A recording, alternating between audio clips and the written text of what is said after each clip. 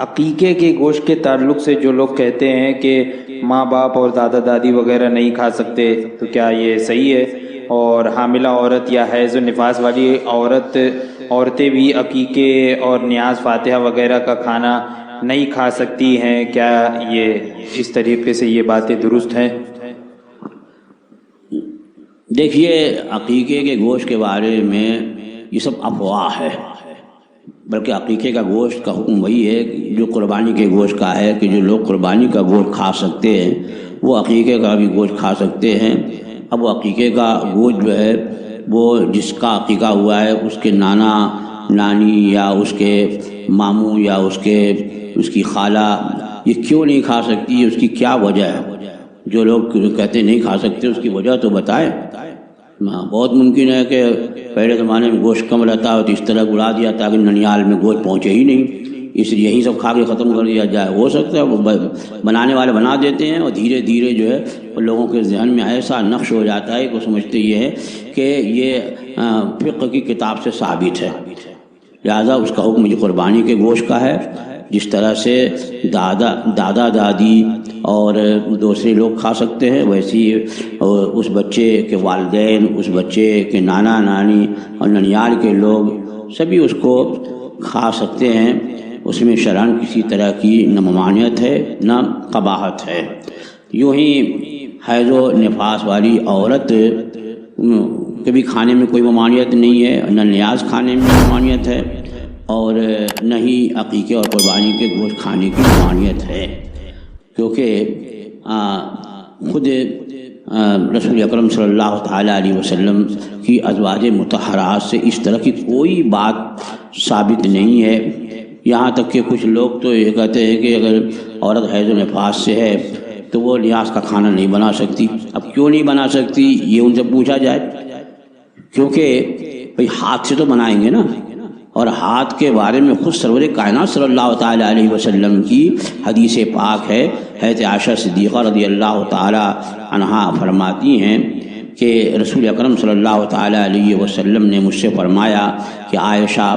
مسجد سے چٹائی اٹھاؤ، تو چونکہ حضرت عائشہ صدیقہ رضی اللہ تعالیٰ عنہا کا حجر مبارک مسجد نبی شریف سے بالکل متصل تھا، وہ آپ کا دروازہ مسجد نبی شریف میں کھلتا تھا، تو اب وہ مسجد سے چٹائی اٹھا سکتی تھی۔ تو سرکار نے فرمایا کہ عائشہ مسجد سے چٹائی اٹھاؤ، تو آپ نے عرض کی کہ حضور میں نماز پڑھنے کے لائق نہیں ہوں، نماز پڑھنے کے لائق نہیں ہوں۔ تو سرکار نے ارشاد فرمایا کہ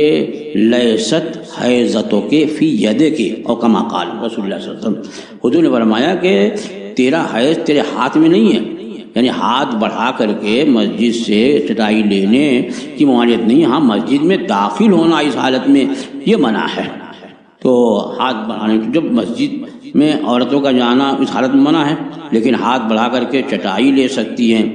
اور یہی نہیں بلکہ سرور کائنات صلی اللہ تعالیٰ علیہ وسلم سے بڑھ کر کے پاکیزہ، منزہ اور صاف ستھرا کون ہو سکتا ہے؟ اور خود حضرت عائشہ صدیقہ فرماتی ہیں کہ حضور اکرم صلی اللہ تعالیٰ علیہ وسلم مسجد نبوی شریف میں اعتکاف میں ہوتے، اور آپ میری طرف، یعنی میں نے بتایا نا کہ حضرت عائشہ صدیقہ کا حجرہ جو بالکل مسجد شریف سے متصل ہے، تو فرماتی ہیں کہ حضور میری طرف اپنا سر مبارک نکال دیتے، اعتکاف میں اب ہوتے تو ہم حجرہ شریف میں نہیں آ سکتے، تو میری طرف اپنا سر مبارک نکال دیتے اور میں سرکار کے سر مبارک کو دھوتی، حالانکہ میں حیض سے ہوا کرتی، یعنی ان دنوں میں بھی میں نے حضور کے سر مبارک کو دھولا ہے، اور حضور مسجد شریف میں ہیں اور حضور اعتکاف میں ہیں، پھر بھی میں نے دھولا ہے اور میں حیض سے ہوتی تھی۔ تو اب عورتیں جو ہیں وہ حیض و نفاس میں ایسی تھوڑی ہو جاتی ہیں کہ نہ نیاز کا پکا سکیں نہ نیاز کا کھا سکیں، یہ سب جو ہے یہ غلط العوام سے ہے۔ اللہ تعالیٰ لوگوں کو نیک توفیق دے اور مسائل شرعیہ سیکھنے اور سیکھ کر دوسروں تک پہنچانے اور عمل کرنے کی توفیق عطا فرمائے۔ یہ ابھی جو یہ سوال ہوا تو اسی کے ضمن میں ایک اور سوال ہے کہ یہ جیسے حیض اور نفاس والی سے متعلق تو حکم معلوم ہو گیا، تو کیا جنبی کا بھی ایسا ہی حکم ہوگا یا اس کا حکم الگ ہے؟ بھائی ٹھیک ہے کہ جنابت والا جو ہے وہ کھانے پینے کے معاملے میں یہ ہے کہ جنابت والے کو یہ فرمایا گیا کہ وہ اگر غسل نہیں اب اس وقت کرنا چاہتا تو وضو کر لے، وضو میں اچھی طرح سے وہ کلی کرے اور اپنے ہاتھ دھو لے، یعنی وضو جس طرح کیا جاتا ہے نماز کا ویسا وضو کرے، ناک میں پانی چڑھائے، کلی کرے، اور وہ اگر کچھ کھانا پینا ہے تو وضو کر لے۔ تو اس وجہ سے وہ جنابت والا جو ہے اور اس کے لیے بہتر یہی ہے کہ زیادہ دیر جو ہے وہ جنابت کی حالت میں نہ رہے، کہ جس مکان میں جنابت والا ہوتا ہے اس مکان میں رحمت کے فرشتے نہیں داخل ہوتے، تو اسے چاہیے کہ جلد سے جلد اپنی جنابت دور کرے اور باقاعدہ غسل کر لے۔ اگر اس وقت موقع نہیں ہے، جیسے کہ اب رات میں نہیں نہا سکتا، جنابت لاحق ہوئی، تو وضو کر کے تو سوئے، کیونکہ سرکار نے فرمایا کہ جس گھر میں جنابت والا ہو اس گھر میں رحمت کے فرشتے نہیں آتے مگر یہ کہ وہ وضو کر لے، یعنی اگر وضو کر لیا تو اب دخول ملائکہ رحمت سے معنی نہیں رہے گا۔ واللہ تعالی